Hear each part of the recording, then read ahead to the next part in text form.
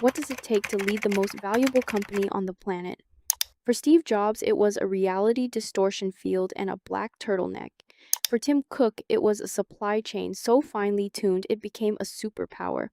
And for John Ternus, Apple's new CEO, it's something a little less glamorous. 25 years of quietly building everything you've ever touched. On April 21st, 2026, Apple made it official. Tim Cook, who had steered Apple for 15 years since Steve Jobs' death, announced he would step aside as CEO and take the role of executive chairman. The man stepping into his shoes? John Ternus, a mechanical engineer from Pennsylvania, who has spent more than half his life inside Apple's walls and whose fingerprints are on virtually every device in your home. No headlines, no drama. Just the guy who built your iPhone, your iPad, your AirPods. And now, quietly the future of Apple. If you haven't heard of John Ternus before this week, you're not alone. He's described as fiercely private, with a LinkedIn profile that has zero posts.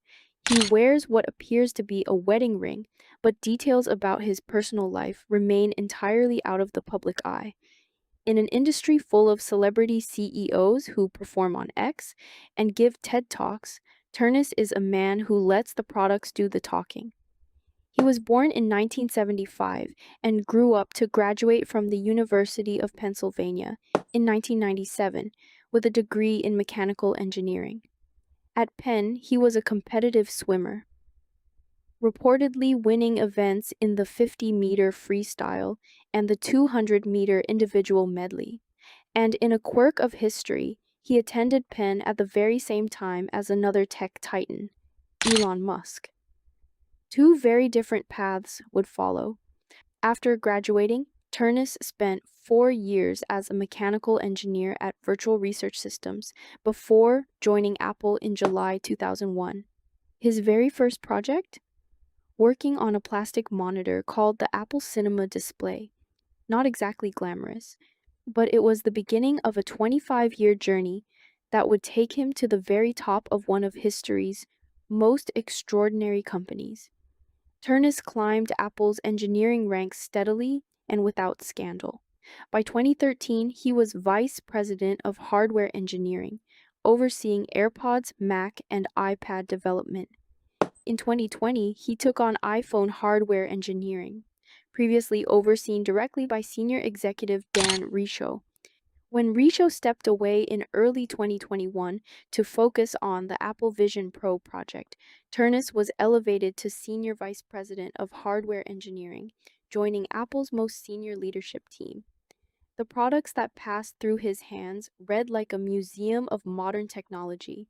Multiple generations of the iPhone, the iPad Pro, the M series MacBooks, AirPods with active noise cancellation, and eventually FDA certified hearing aid capability, the Apple Watch, the Vision Pro, and most recently the iPhone Air.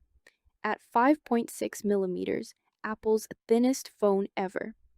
His team engineered a plateau design for the Air, clustering hardware components toward the top of the device and using grade 5 titanium throughout the frame for strength without weight. These are not the decisions of a manager. These are the decisions of an engineer who cares obsessively about the final object. Perhaps his most telling contribution, however, was one that didn't involve hardware at all. According to Bloomberg, Ternus personally lobbied Craig Federighi, Apple's software chief, to build a dedicated operating system for the iPad. He recognized that the larger screen and more powerful processor were being wasted by software designed for a phone. A hardware executive convincing a software chief to build an entirely new platform, iPad OS, is the kind of cross-functional, strategic thinking that signals a leader well beyond their job title. He also played a central role in Apple's transition from Intel chips to Apple Silicon, one of the most successful platform shifts in computing history, delivering performance and battery life improvements that transformed the Mac lineup entirely. Tim Cook himself said Ternus has the mind of an engineer, the soul of an innovator, and the heart to lead with integrity and honor. That's a striking set of qualities to name in a successor, and it tells you something about what Apple believes it needs next. Those who know Ternus describe a style that prioritizes systemic problem solving over blame, an engineer's instinct to fix the system rather than find a scapegoat.